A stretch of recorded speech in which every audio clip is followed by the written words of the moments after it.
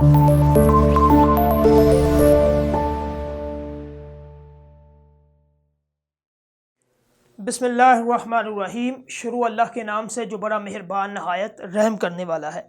अच्छा बच्चों, आज का जो ये सबक नंबर 14 उसका आज आखिरी लेक्चर है, मशकी सवालात। ठीक है, ये करने हमने अपनी किताब निकाल लें। सबक नंबर 14 ये नज़म अख्तर शेरानी की निकालें और लास्ट में जो एक्सरसाइज है वो निकालें, क्योंकि मैंने ये जवाब लिखे। ठीक है, आप साथ साथ जवाब लिखते जाएं।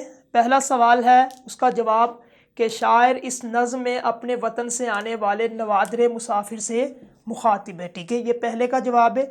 उसके बाद दूसरा है, शायर को अपने वतन की याद सता रही है। ठीक है, दूसरे का।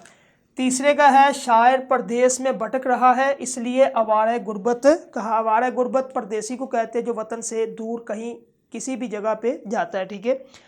चौथे का है, वतन की हवाएं मस्ताना है और वतन की घटाएं गंगूर है। ठीक है, ये चौथे का जवाब है, लिख लें।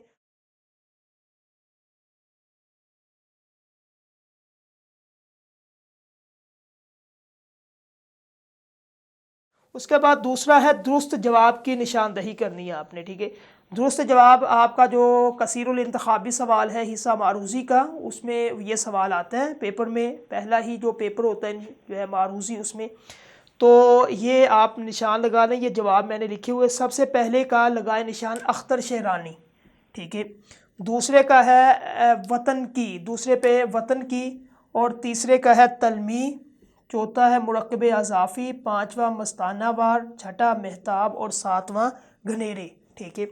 उसके बाद तीसरा है नज़्म का खुलासा। नज़्म का खुलासा, जिस तरह हमने जो पहला लेक्चर था इस सबक का, उसमें मरकज़ी ख़याल और ख़ुलासा दोनों ही हमने मुकम्मल किए थे। ठीक है, खुलासा आपने वहाँ से देख लेना है, सुन लेना है आपने, मैंने मुकम्मल लिखा हुआ है। उसके बाद चौथा है तशरीह करनी है। तशरीह का जो दूसरा लेक्चर है इस चैप्टर का, उसमें मुकम्मल 5 के 5 बंद जो है उसकी तशरीह, उसके बाद उसके हवाला जाती जितने भी अशार थे उसको लिखा है। ठीक है, वहाँ से आपने देख रहे। सवाल नंबर 5 है, अपने हम वतन को देखकर शायर के दिल में क्या जज्बात पैदा होते हैं, बयान करें। ये खुलासे में सारा मैंने लिखा हुआ कि वो अपने वतन को जब देखता है, जो बाहर से आता है यानी कि उसके वतन का रहने वाला बासी, उससे पूछता है कि वहाँ के हालात कैसे हैं, वहाँ में जो बारिश होती है क्या लोगों को अब पसंद करती है, होती है। ठीक है, पसंद लगती है क्या अब किसी भी जो है वो लोगों के दिलों पे या लोगों के लबों पे हमारा नाम अभी मौजूद है या हमें भूल गए। क्या वहाँ के जो बच्चे जो हम खेल खेलते थे, क्या अब भी उस जो है वो इलाके के अंदर बच्चे खेल खेलते हैं।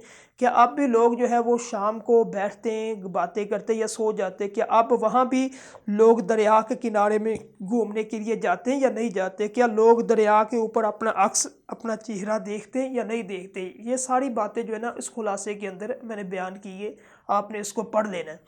उसके बाद है सवाल नंबर 6, आखिरी बंद में शायर की ख्वाहिशों का क्या रुख है। ख्वाहिशें क्या कि वो कहता है कि यानी कि बता किस तरह मेरा वतन है और क्या अब लोगों को मेरी याद आती है, क्या वहाँ जो महफिल लगती है उसके दिल के अंदर, ये सारी ख्वाहिश वो करता है। ठीक है।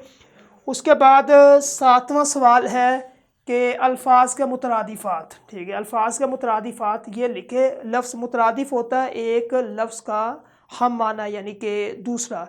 मुतज़ाद उलट होता है, यानी कि अगर सूरज है तो उसका मुतज़ाद चाँद, अगर ज़मीन है तो उसका मुतज़ाद आसमान होगा, सुबह जो है उसका मुतज़ाद शाम होगा। ठीक है, इसी तरह जो मुतरादिफ़ होता है, मुतरादिफ़ का माना मुख्तलिफ होता है। जिस तरह वतन है और इसका मुतरादिफ़ मुल्क, ये ठीक है, मुल्क वतन दोनों एक ही। ठीक है, यानी कि एक ही माना है।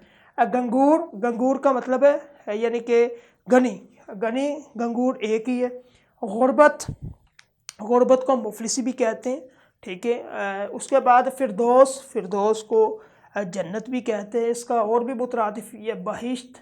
ठीक है, यानी कि एक लफ्ज़ के कई मुतरादिफ बन सकते, कई मुतरादिफ बन सकते। थिसार्स डाउनलोड आप करेंगे, उसमें आप एक लफ्ज़ लिखेंगे तो आपको कई हज़ारों जो है ना वो अल्फाज मिलेंगे, ज़ख़ीरा मिलेगा आपको अल्फाज का, कि आप एक लफ्ज़ लिखेंगे आपको बेशुमार तरकीब और उसके मुतरादिफ जितने भी इस्तेमाल हुए वो आपको आसानी से मिल जाएंगे। उसके बाद अहबाब, अहबाब का मतलब दोस्त, दोस्त, रफ़ीक, सदीक। ठीक है, यार, इस तरह के जितने भी अल्फाज एक लफ्ज़ के कई मुतरादिफ बन जाते हैं। महताब, महताब का मतलब है चाँद। ठीक है, और भी कमर, ठीक है। तो और भी कई चांद के जो है वो के लिए लफ्ज़ इस्तेमाल होते हैं, माँ इस्तेमाल होता है, ठीक है। तो मुतरादिफ के एक लफ्ज़ के कई मुतरादिफ आ सकते हैं, ठीक है। ये थे आपके सवालात सबक नंबर 14 मुकम्मल मश्की, ठीक है। इसको नोट कर ले, लिख ले। तो इसी तरह हमारा ये सबक नंबर 14 मश्की सवालात के साथ इख्तिताम पजीर हुआ। अब इंशाल्लाह हम अगला लेक्चर सबक नंबर 15 करेंगे, ठीक है। वो भी हिस्सा नज़्म का ही है। अस्सलामु अलैकुम।